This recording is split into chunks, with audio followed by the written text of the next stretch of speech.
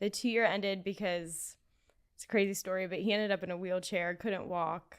I was like, so you left him? no, I didn't leave him because he was in a wheelchair. He told me to Jesus. go. It was So you left him? He told me to leave him. Oh my God. You know what's I would crazy? have stayed. He told me to leave. This is a conversation I had with my ex when I said, I was like, hey, listen, there's like few scenarios that like if you know these things happen, obviously like you're welcome to get out.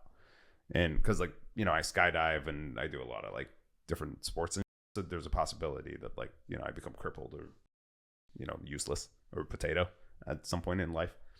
So and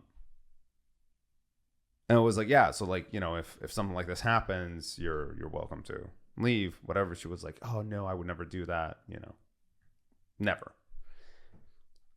Obviously, it's a lie, because, you know, when push comes to shove, when you look at your life and you're like, oh, I've got another like 20 years in front of me, and that 20 years is like your youth, you know what I mean? Like if you're like 25, you're like, okay, 20 to like another 20 years, like 45, and you're just like, oh, I don't want to like waste these like 20 years.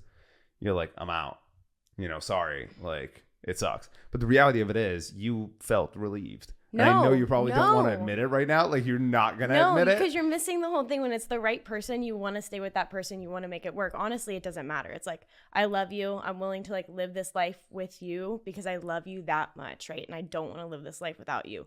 But the thing with having somebody who's like crippled or in a situation like that, there's so many mental things that come with that, right? Sure. Depression, Of course. suicidalness, like all these heavy, heavy, heavy things. Yeah. And I think if they don't have a good support system around you, that's all going to land on you. Right. And so I think it's not so much I'm not being with you because of this. I'm not being with you because you're saying it's more healthy for me, because you can't be in a healthy relationship. You can't love yourself the way you are right now. So you can't love me properly as much as I love you, as much as I give you. But right? What's the point of through sickness and health if you can't get through the sickness?